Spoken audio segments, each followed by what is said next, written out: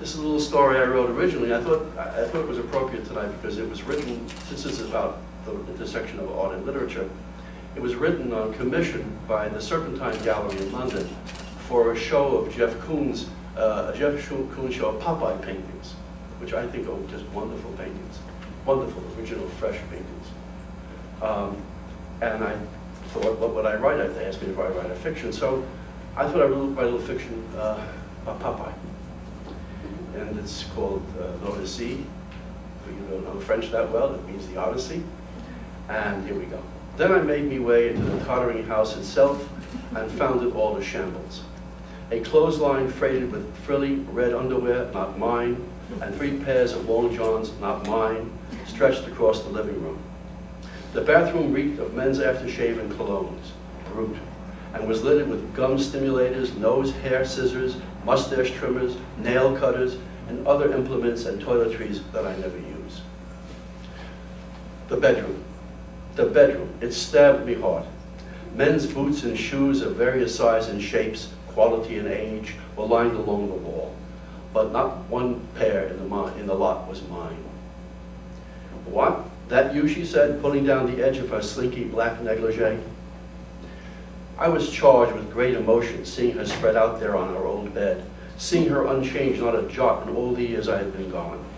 Not one wrinkle, not one gray hair, not one bump or wart or blemish.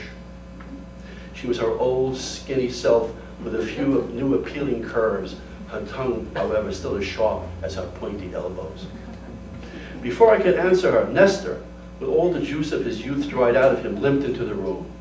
Where was his 4th leg? He gave me a steady look and a short sniff. Sniff, sniff, like a sneeze that had fallen asleep. Then he turned about and limped out the door as if I were not there, had never lived there, would never live there again. Nestor, I cried, it's me. Anna glanced me away. He may be deaf, I thought, seeing him slouch off like an old man with a missing leg on plus. Age and loss, twin themes I had thought would never visit me.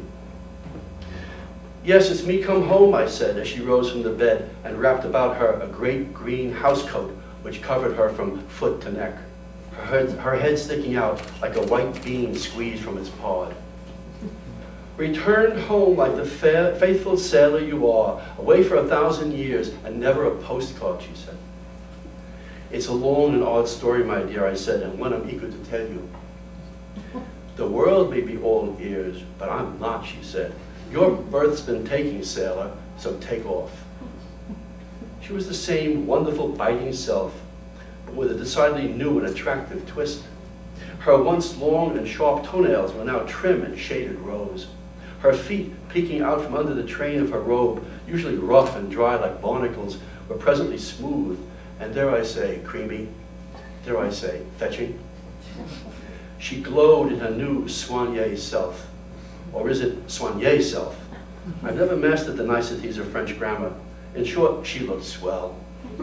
I had a strong, sudden rise of feeling for her, which caught her eye. That broken mast of yours? That midget sea worm? That slack line? Here again? Her chuckle froze the furnace in me hard. She brushed by me in a breeze of jasmine and swept into the kitchen, where I followed in her wake. She poured herself a mug of Java, black and without refinements. And me, I asked, wishing so much for a cup of a true American coffee, spiced with sugar and cream, and maybe some slices of Wonder Bread, or a Kaiser roll, with a few patties of butter and jam on the side. It had been so long. There's a diner across the way, she said, pointing with a hand loaded with glittering rings. I sank under this humiliation, me, the descendant of Hercules and the sometimes master of my own fate. I looked about me to conceal the sad unfairness of my welcome. The open shelves were bursting with canned goods, not one tin of spinach. And above me hung hams and sausages of all nations, garlands of garlic and fierce red peppers, and cheeses too, hanging in the morning breeze and sun of the open window. I could smell the sea outside and hear its salty churn mixing with the rumble of voices and the medley of languages. I suppose, I said at last, I suppose I could grab me tackle, be tackled and be on me way. She softened at seeing my unhappiness, and in a kindly voice she said, "Pour yourself a cup then, but don't be all day." I sat in a block of stone, granite I think, unable to move, until she said, "Look here, I'll do it for you as you seem out of sorts." "Forgive me," I said. "I have not been in a house or at a table with a spoon to stir me cup for many years, and I've come to believe that I never would again." "Oh? And I did not think I would ever see your face, although that's all I ever did wish." "I did not recognize you at first," she said, "with your rough beard and white hair, with your sunken cheeks and starved eyes." "It's me all the same," I said, brightening a little at the friendly tone in her voice. Then she laughed and she added, "Well then, if it really be you, say it for me." Then she laughed and she added, "You know what I mean." At first, I did not know what she meant, and I cudgeled me brain and all its rafters to bring it to proper recollection. Last it hit me. "Je suis ce que je suis." "You're a fake, a fraud, trying to trick me like all the others out there." "No, no," I protested. "Un imposteur, moi, ce n'est pas vrai." She went for a broom and made to sweep me away like some old dust underfoot. "Clear out," she said. "Scuttle along, you devious slug." But then, in a bolt of memory, I finally got my native language back, and I said, "I am what I am." "There you are," she said, pouring me with another cup of Java, but then, fearful, it seemed she had gone too far in warming to me, she added, "And there you go, because nothing's changed as you went away without a word and stayed away without a word." "Not my fault," I said. But before I could continue, she said with a kind of xenophobic fury, "And what's with the Frenchy stuff anyway?" I saw no more point in palaver. I did what any manly American man would do and went into action instead of talking more talk. I rose up and took the broom from her hand and planted one on her lips, a kiss to make up for all the lost years, a kiss that sent stars spinning around her head. When we at last unlocked, she said in a voice throaty and sexy, "Take off your cap and let me have a good look at you." I did so, and flattened down me hair and licked me up with my teeth for brushing. She gave me another long and said, "I know what's missing, my dearie." She went to the cabinet and drew out, hidden behind the boxes of cereals, one of the old pipes, which she plugged with tobacco and lit with a match, the length of an arrow. "This is better than any dream I ever had when I was in me cage and dreaming of returning home." "Your cage," she said, alarmed for me in my past. "Yes, my dear, my iron cage," I said. Then I went right down to it and told her how I had been drugged and shanghaied one night and sold to be the strong man in a traveling circus. Below the seat, the troupe was called, for it was French, straight down to every nail and peg. "Oh dear," she said, her eyes widening and saucy. "By day," I said, "I was force-fed with flowery drugs that kept me lazy and sleeping and content to stay in me cage. And at night, just before showtime, they spooned me just the right amount of spinach to give me the strength to wrestle lions and bears and gorillas, to do tug-of-wars with elephants, and to break giant cables wrapped around me chest. The drugs kept me in a haze of forgetfulness of all I had ever lived or been. But sometimes your memory and our life together with our son would penetrate the haze, and I would scheme to escape." "Oh, Popeye," she said. But then I was guarded day and night by a one-eyed man who slept on a cot by the side of the cage. He was the fire eater, one of the show's main attractions and a partner in the circus, so he had every reason to keep me a prisoner, a slave, as I was a big money draw. "But weren't you recognized by the audience?" she said suspiciously. "The world knows who you are." "Not with a mask they kept over my head when I performed, a papier-mâché mask of my own head." "How clever," she said. "A mask to mask you. A mask of you to mask you." And I continued, everyone from the grub man to the ringmaster spoke only French. And after a few years, I lost my own language and I spoke only French, but a debased form of it that was mocked by all but the show animals, who I should say came to love me as I did them. we being the same captive stuff. Even the singing eagle and the chorus of her ferocious brood loved me. So too the elephant family I taught how to play poker. The joke was wild. And the dancing python too, all of us friends under the same tent. I was going on with my story when I heard the voices out the window grow louder and louder and more belligerent. She looked at me as if to say, "See what you've come home to?" "Who's out there in our courtyard?" I said. "The ones waiting for you never to come back, the ones waiting for me to fall into their laps." So it was true. I was forewarned by this, by the fortune teller in the circus. I would find me wife's suitors and claimants at my home, rioting at my door when I last returned home, she had said, reading tea leaves drowning in her cup. I went out to the courtyard to see what was what. 50 men were milling about from ages of 25 to 68, some bleary-eyed and disheveled from having slept in a chair or in a sleeping bag, some spanking fresh and ready to take on the world, each man the rival of the other, and all the rival of me. "Pipe down," I said, "you're disturbing the peace." "Beat it, Pops," a lad with a biker's helmet said, twirling a chain.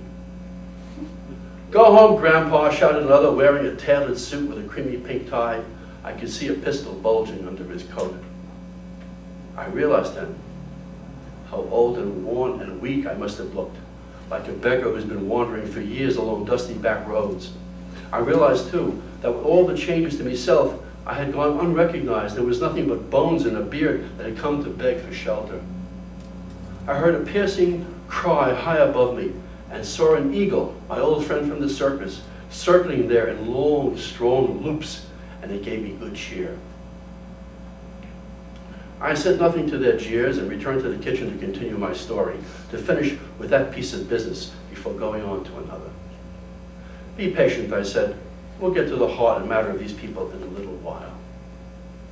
She looked at me with friendly pity, as if to say, "I know you do the best you could in ridding us of this trash, but look at you. You seem too weak to even climb a ladder."